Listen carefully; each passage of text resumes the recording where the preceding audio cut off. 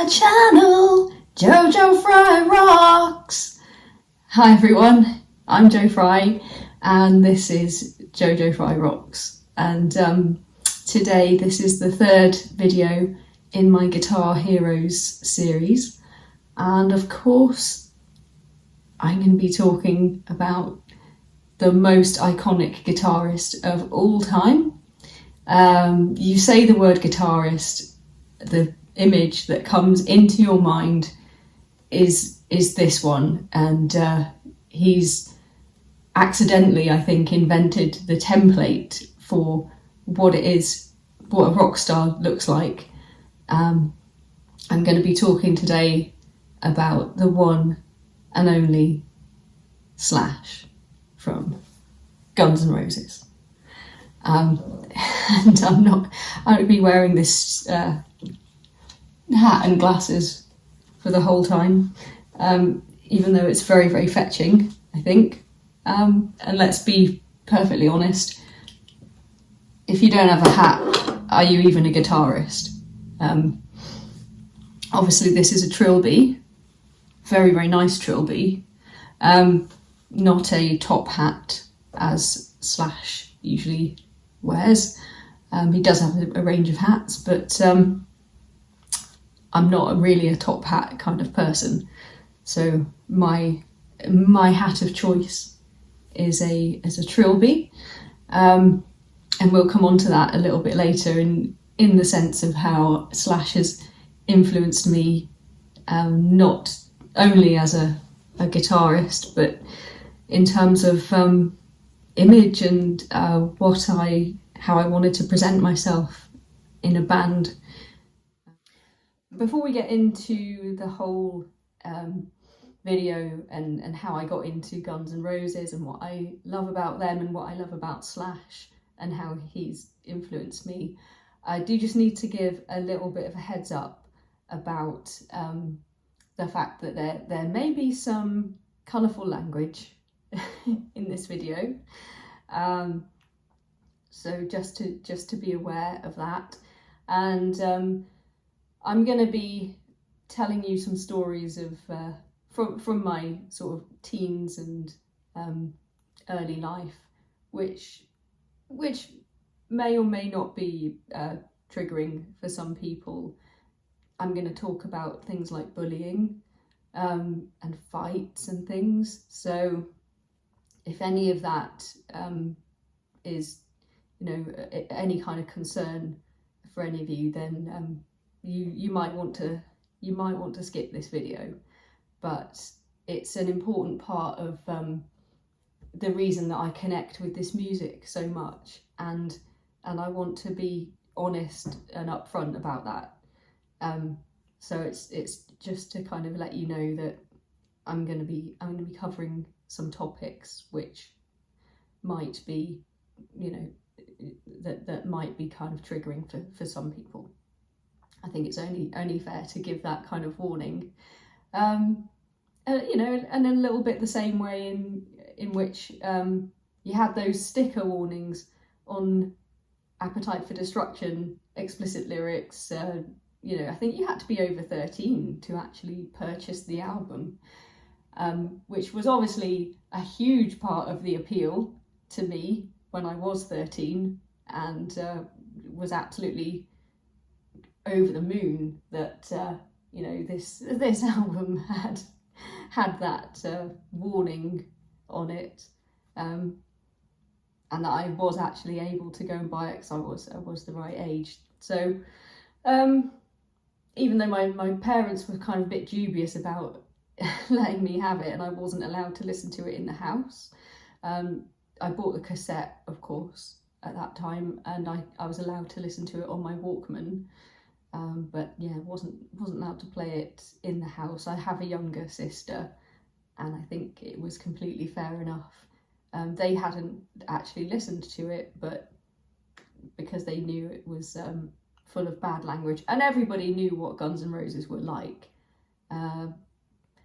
Even if you never heard any of their music, they were in the news all the time, being arrested. Axl Rose all the time.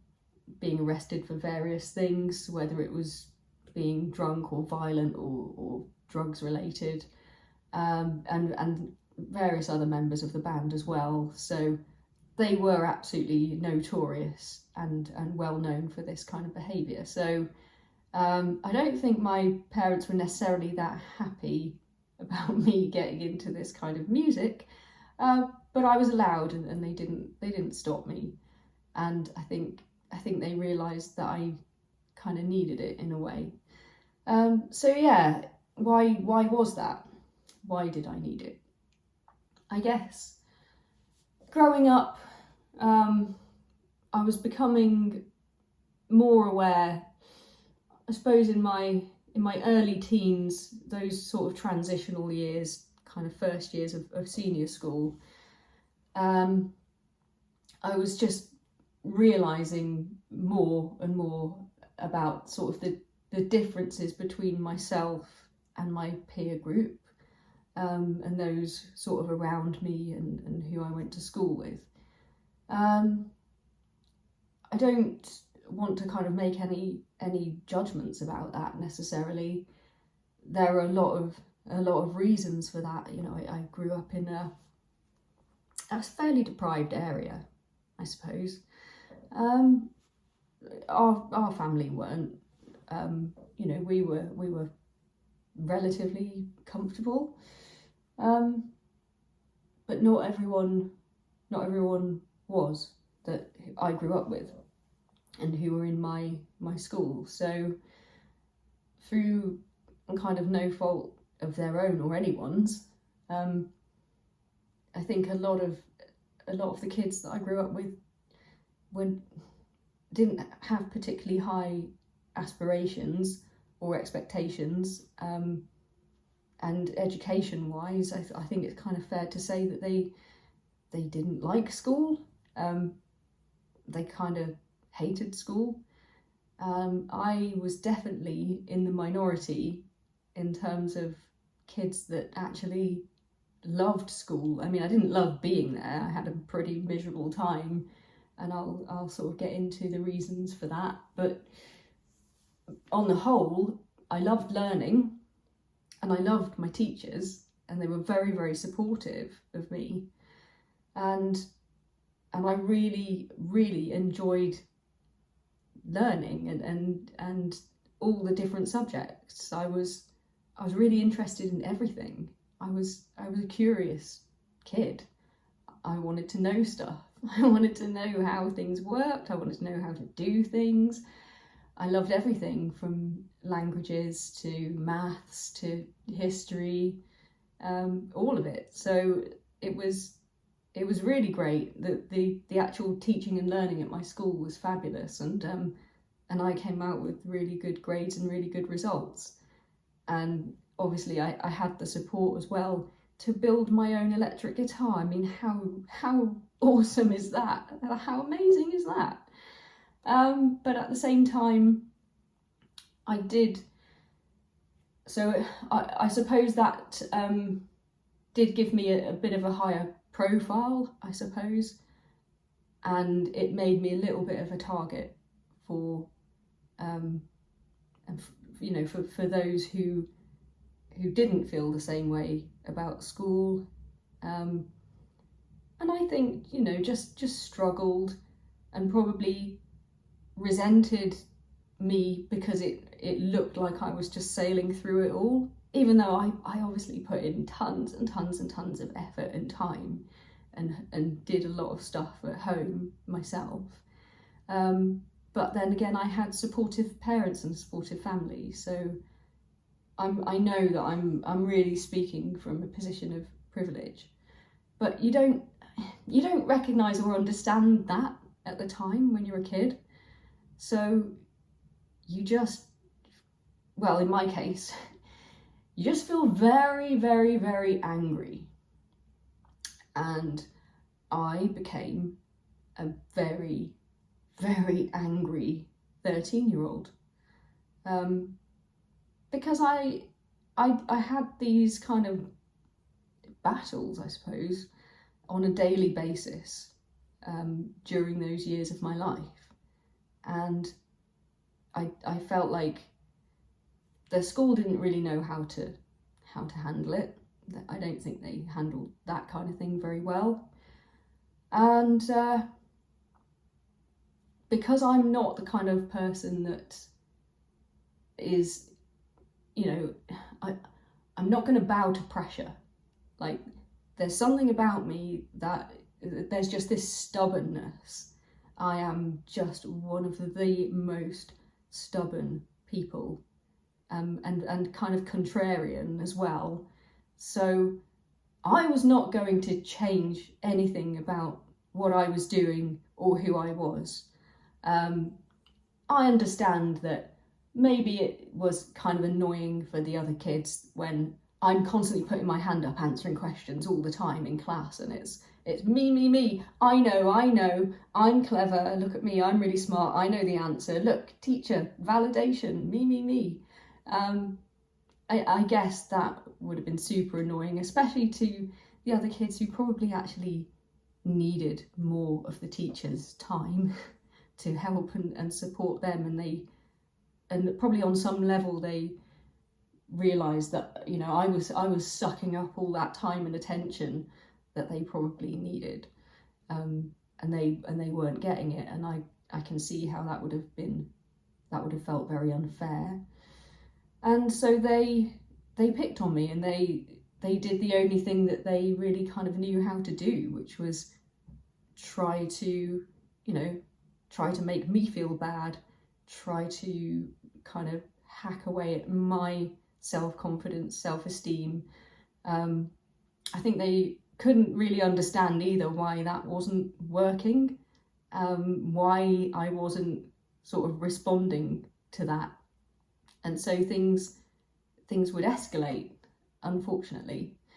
And I did get into fights and things, because ultimately when the sort of psychological stuff wasn't working, they would resort to more physical tactics.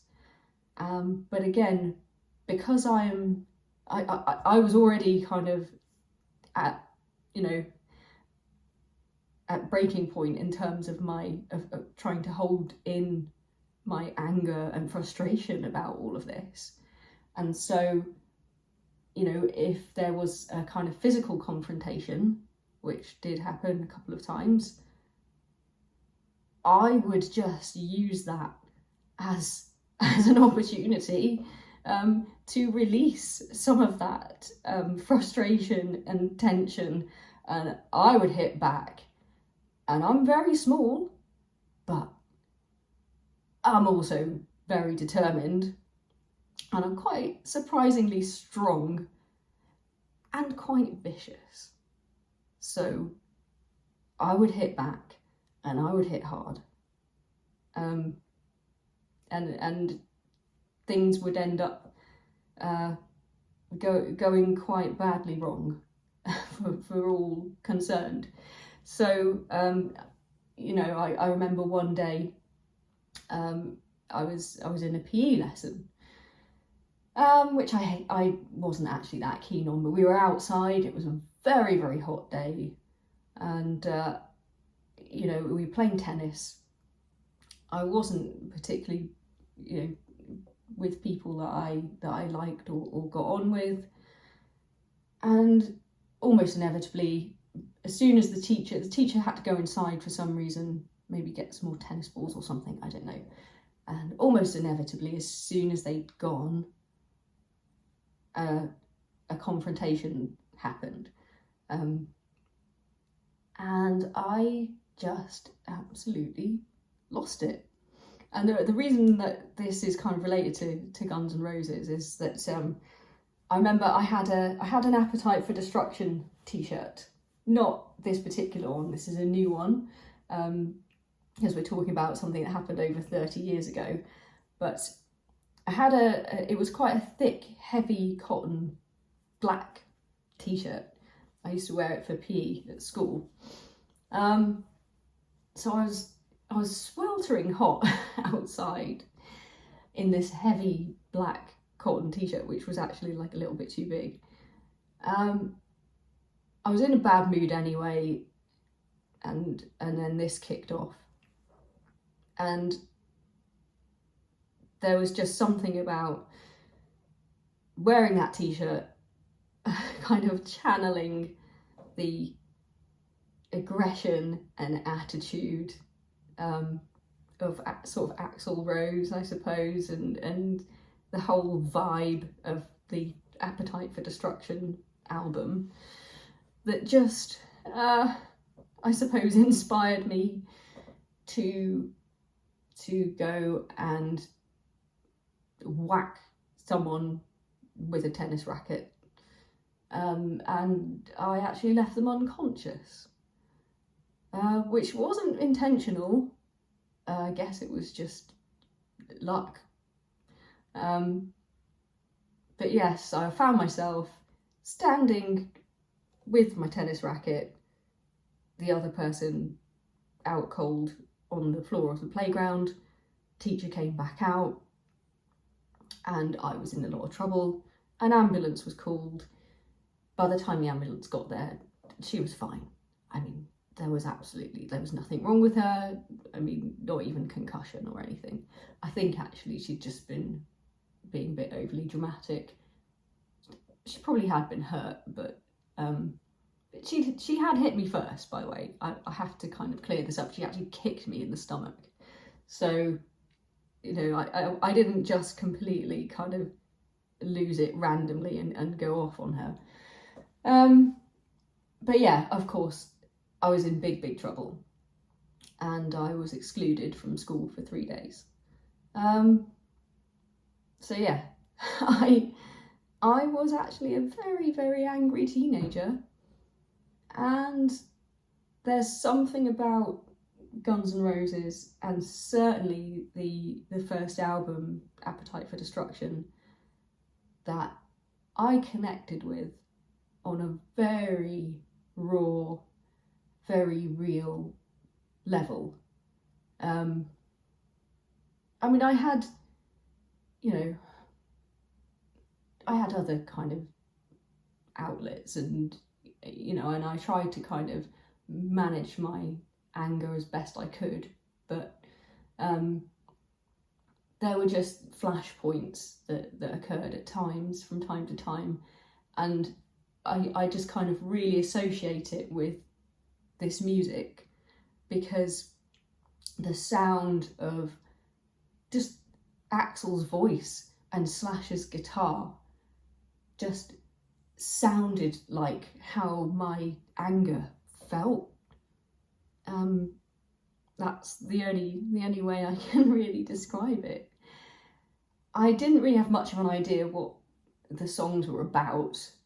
I mean, Appetite for Destruction, lyrically and in terms of kind of the narrative of a lot of the songs, I mean, it's like some kind of dystopian novel, if you like. It's so well drawn, actually. It's so well observed. It's of course, violent, seedy, nightmarish visions, and completely alien to to my life, growing up in Dorset on the mean streets of Weymouth. It's like not really, it's not really the same. But I think almost because it was so alien to me, I found it really fascinating, in the way that we're drawn to things that kind of scare us. Horror films, of course, it's the way that you can't pass an accident without looking at it. You sort of don't want to, but you feel compelled. It's that kind of thing. So yeah, I didn't know half of what they were talking about. I would just sing along, talking about, we've been dancing with Mr. Brownstone. I didn't know that was about heroin. I'm not even sure I knew really what heroin was. I knew a little bit about drugs, but not in any real way. So yeah, but to me these were just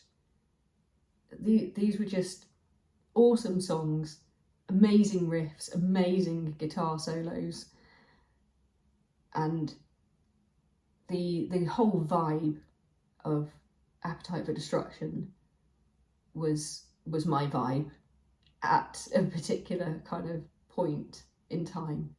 And the other thing is that they seemed really real as well. Everyone in the band seemed quite quite badass, to be honest, which again, that kind of really appealed to me at that time. They weren't sort of glamorous, you know, they didn't dress up, they didn't like wear makeup like a lot of the other kind of bands that I'd been into or that I liked. They weren't singing about kind of partying and cars and girls, and well, I suppose they kind of did, but it didn't seem to, it wasn't in a very glamorous way. It seemed a lot more edgy. It was certainly the hardest sort of edgiest music that I was ever into at that point anyway. And yeah, the kind of illicit nature of the things that they seemed to get up to made them seem quite dangerous and a little bit scary, if you like. So again, we are kind of naturally in a way drawn to things that frighten us or challenge us, or at least I am anyway. So that just made them even more interesting to me as a band, and it did seem to connect with some of the some of the worst elements, I think, of my own personality. But in a way, don't we all need that? We need to feel like we're not alone in these feelings. We're not the only people that feel this way, and that there is, you know, here is a band expressing some of that and kind of letting it out and putting it out there. And that was absolutely something that I needed at that time, and that I will always be grateful to Guns N' Roses for providing that for me. The other thing about how they influenced me in general, but particularly how Slash influenced me, is just his overall look and style, and that's obviously something he's very, very famous for, of course. Like everyone, even if they don't know any Guns N' Roses music, they know what Slash looks like. You could draw him on a piece of paper, like whether you can draw or not, everyone would just draw a top hat, lots of curly hair, sunglasses, cigarette sticking out of the mouth, and you would know, oh, you've drawn a picture of Slash. That it's got to be the most iconic look that a guitarist has ever had, has to be. And that was obviously one of the things that influenced me. And I remember as a teenager, as a 13-year-old, I got my first leather jacket because Slash. I just wanted to look as cool as Slash. I never did. But I remember wearing this leather jacket. We were on holiday in Cornwall. It was in kind of like in August, like the peak of the summer holidays. And we were down in Cornwall with my cousins, actually. And I had this really like thick, heavy biker jacket. Like it was a proper biker jacket with all the zips and stuff. And I had like a Guns N' Roses like metal like pin thing as well. and a Harley Davidson one as well, just for good measure. And I would not take this thing off, and I nearly gave myself heat stroke on that holiday, just by being so ridiculous and being so adamant that I was going to wear this jacket no matter what. I think I'd got it for my birthday, which would have been like in May. So yeah, kind of the wrong season for a big, thick, heavy leather jacket, but I loved it. I loved it so much, and I wasn't going to take it off. So that was a very early example of how he kind of influenced my style, or what I wanted to look like, or a version of that anyway. And then later on, much later on, so when I was in Rebellion Blonde, in my band, we had to kind of think about, okay, what are we gonna wear on stage? You know, how am I gonna present myself as a guitarist? And we were also making a video, and again I had to think about what do I want my image to be in this video. So the go-to thing for me, you know, what's the first thing I think of? Slash. And so I got myself a hat, and not a top hat, but I thought I've got to have a hat. That's a no-brainer. That's a non-negotiable.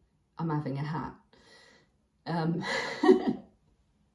I remember thinking, like, here's a little insight into the mind of a complete fantasist here. When they make dolls of us, you know, when we're like massive and successful, and they make dolls, because obviously they're going to make dolls of the band. When they make dolls of us, I want my doll to have a hat.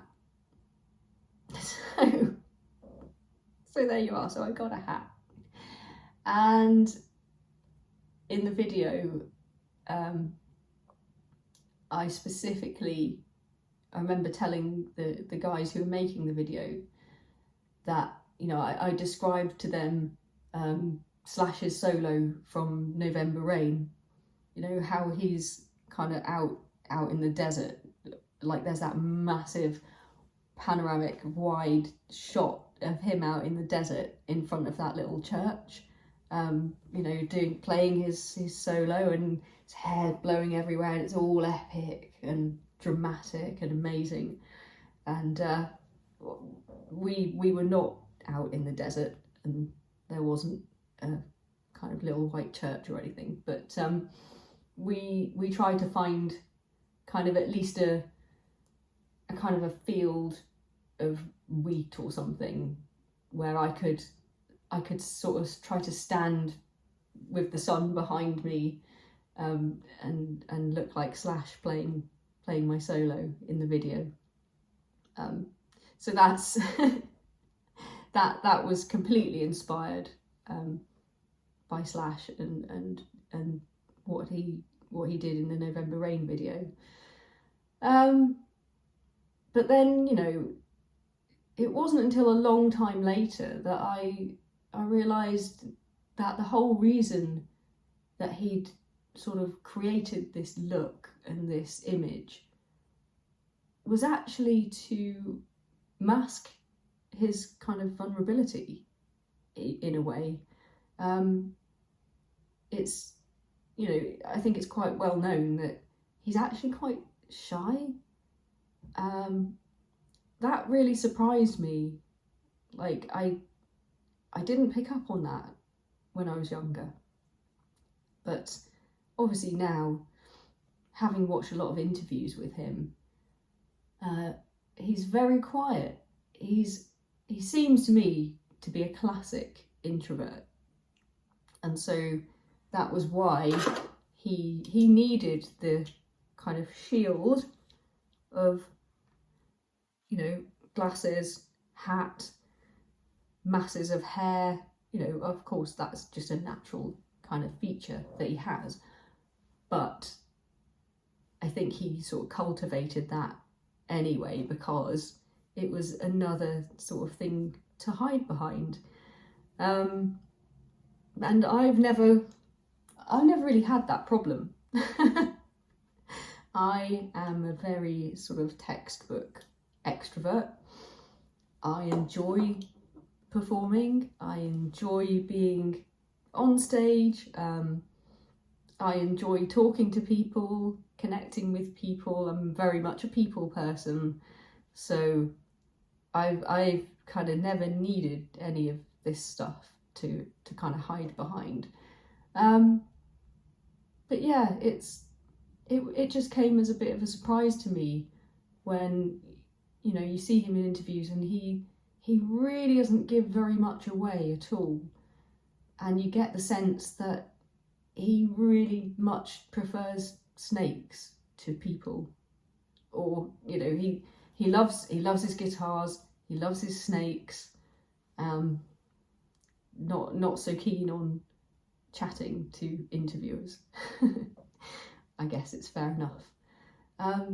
So yeah, the things that have influenced me primarily were his look, his sound overall, and of course like the tone / his guitar tone, which to me is you know, that's probably the greatest guitar sound that there is. However, not really so keen on Les Pauls, and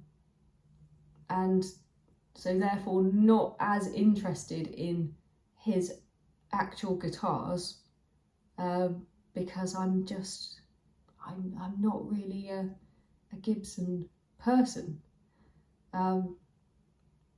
So I've had to find ways of creating that tone, or trying to achieve it without actually using a Les Paul. I know that, you know, you would probably be expecting me to have a massive section of this video talking about Slash's gear, Slash's guitars, but actually that's the one thing about him that I'm not actually that interested in. So we're not really going to talk about that. But I do find it interesting, the aspect of his guitars that I find interesting, is the fact that, at least it seems to me anyway, that he single-handedly saved Gibson guitars. And I'm not sure that he's ever actually been given enough credit for that. Is it literally was Slash that reversed the fortunes of that entire company in the 80s. Without Slash, Gibson would have been done by now. I'm absolutely convinced of that. And the kind of one amusing anecdote that I think is quite well known is that he actually, I think when it came to recording Appetite, or might have been just before, initially, at least anyway, he was actually playing an Epiphone, because he'd sold his Les Paul more or less for crack. And I have heard him say in an interview, not in so many words, he's not a man of many words, but he said something along the lines of he'd sold his Les Paul because he needed the money for other things, and then he kind of laughed. So I think he knows and realizes that story is out there. So yeah, that just, I think, is quite amusing. And of course then he has many hundreds of Gibson Les Pauls, and various other guitars now. But yeah, I just thought it was funny thinking about kind of Slash actually playing an Epiphone rather than a actual Les Paul because he sold it for drugs. That's just very, very funny to me. But yeah, I think the continued popularity and success of Gibson is now absolutely reliant, really, on their kind of brand ambassadors and people like Slash, and that isn't going to last forever. And they're not connecting with younger players and with younger people in general, and they're still continuing to invest in bringing out more and more different signature models of artists like Slash, which is just not going to have any meaning or any relevance really to younger people today. So good luck with that, Gibson. But nowadays we have things like the Boss Katana, we have modelling amps. Obviously there's loads of stuff out there, Line 6, Helix, so much software, so much gear, that, if you've got a halfway decent guitar with a couple of humbuckers, particularly a neck humbucker, then you can get 80-90% of the way there with recreating Slash's guitar tone. You do not need to buy a Les Paul. So apart from Slash's whole style and vibe and an attitude and all of those great things, the major way in which he has influenced me as a guitarist is, of course, in terms of technique, and his sound and his tone and everything. Obviously some of it comes from the gear that he uses, wah pedal especially, which I don't yet have, but of course he's really, really well known for that, and that's a part of his sound. So there are all the usual kind of effects and things that make that up, but it's more, I feel, down to the techniques that he uses, and there are some that are so kind of associated with Slash and with his playing, that are really, really helpful and really useful to learn as a guitarist. So obviously he took guitar lessons. I think he's said a lot of times that when he started playing, he went to a guitar teacher and he took lessons. So he learned, he spent hours and hours and hours a day learning scales, modes, and on all the kind of theory and music that you need to know. And that can be, that's not entirely necessary to start playing the guitar, but if you want to make any kind of progress, I think you do need to pick up on some of this kind of stuff, and learning some Slash riffs, solos, and all the rest of it will help you to get an understanding of that, I think, because that's kind of where he starts out. So if you just learn like the blues scales, like the pentatonic, the major and minor pentatonics, that's kind of his jumping off point, and then you'll see that he throws in other notes. He throws in chromatic notes, and ends up kind of coming up with his own scale patterns, if you like, which he then uses again and again, and you'll see it kind of throughout his playing.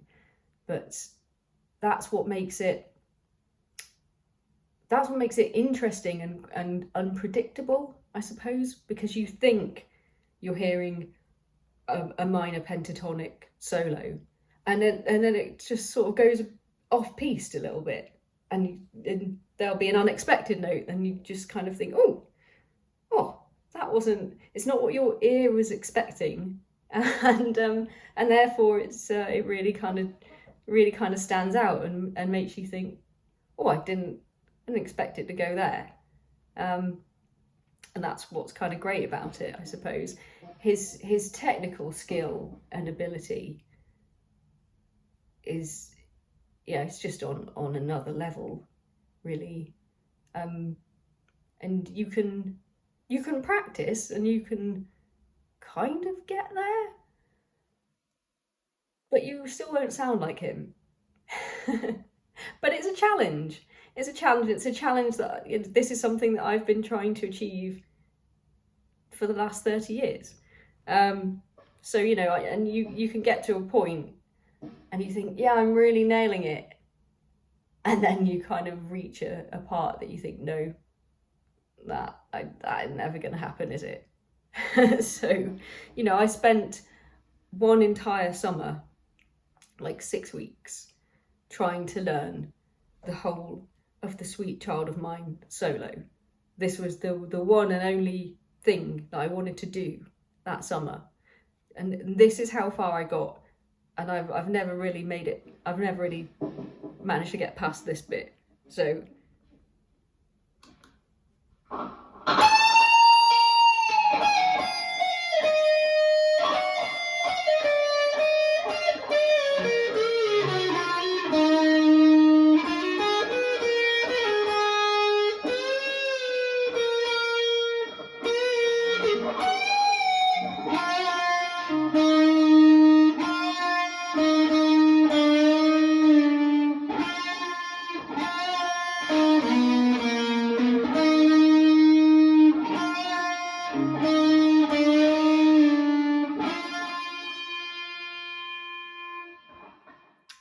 And that is basically as far as I can get with this solo.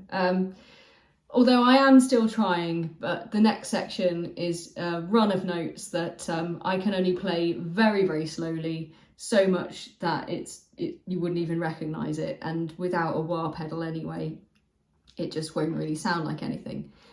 But just in those first few phrases of that solo, which is the greatest guitar solo of all time, there are so many of Slash's techniques that he kind of demonstrates in there, from things like half step bends, which are a really important part of the sound, pre-bends, where the string, you start from the top of the bend and then you release it down, and then kind of bends where you'll bend up and down but just pick the string once. And those are the things that give it that kind of singing quality. I think that's what makes it sound like the guitar is kind of singing like a voice. And of course there's his vibrato, which is completely perfect. It's a very even, very wide vibrato, which I don't really manage to achieve. I usually do it much too fast.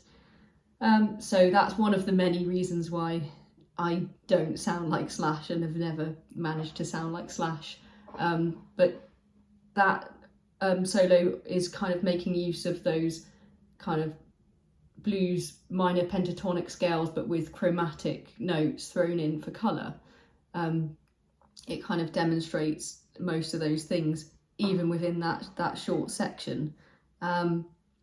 So it's worth, I think, investing some time in learning these things. And I'm still trying to do that. I'm still trying to learn them 30 years later.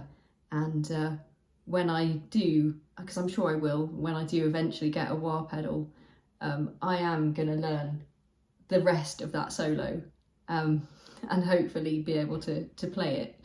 So that's still something that I'm shooting for after all this time.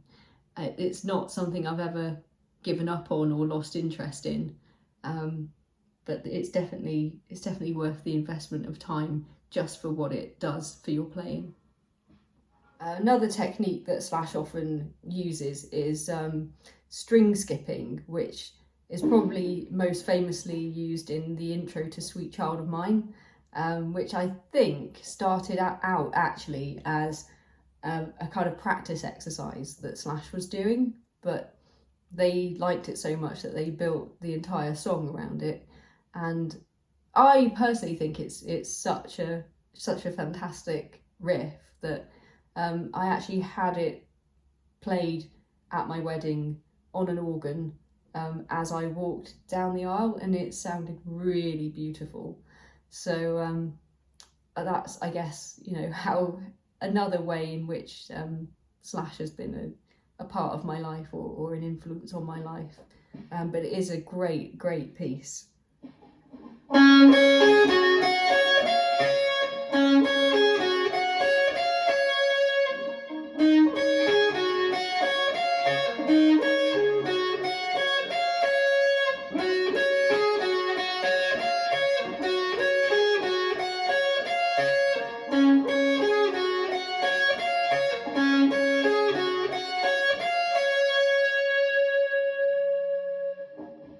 He does something similar in the intro to Welcome to the Jungle, and that's one I have never been able to nail at any kind of speed. It's quite tricky, but I think it's what makes that the probably greatest intro to a song, or to an album actually. Back in the day when you used to have side 1 and side 2 of albums, I always used to say that Welcome to the Jungle is the greatest track 1, side 1 on any record in the history of music. And it's a fantastic opening riff. I'm gonna give it a go. I'm not gonna be going fast at all. It's quite a simple pattern, but the string skipping is what makes it difficult, and the palm muting as well.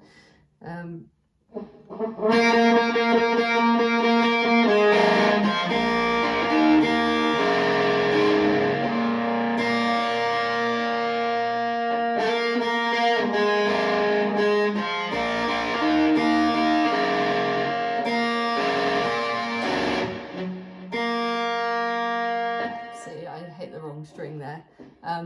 But I can't do that at any kind of speed, not yet anyway. So still continuing to practice those and work up to it, and eventually I'm sure one day I'll nail it, but haven't been able to yet. But the fact that I am still trying to do this, and I still haven't lost interest in trying to achieve this in the last kind of 30 years, I think just shows how much I love these songs, how much I love these riffs, and how much it means to me, and it has meant to me throughout my life, really.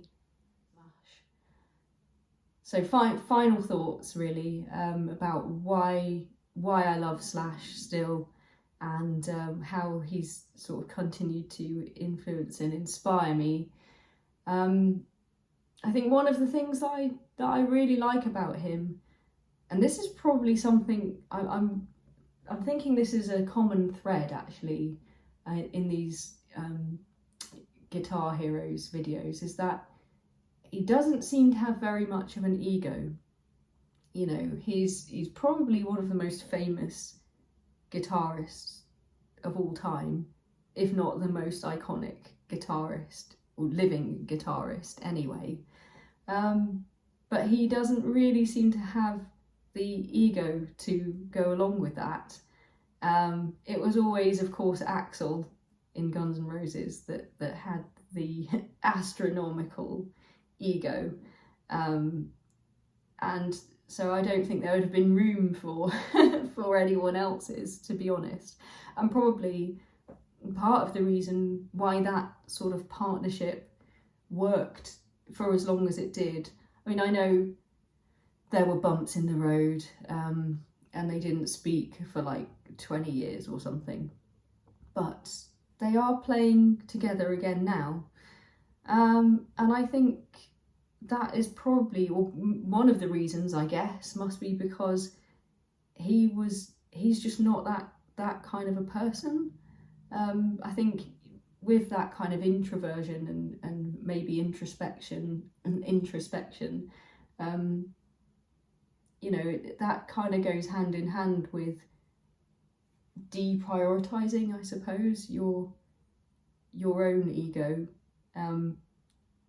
either for the good of the band or the music or the thing that you want to create and the thing that you want to do, or kind of for the sake of you know, keeping the peace and being diplomatic.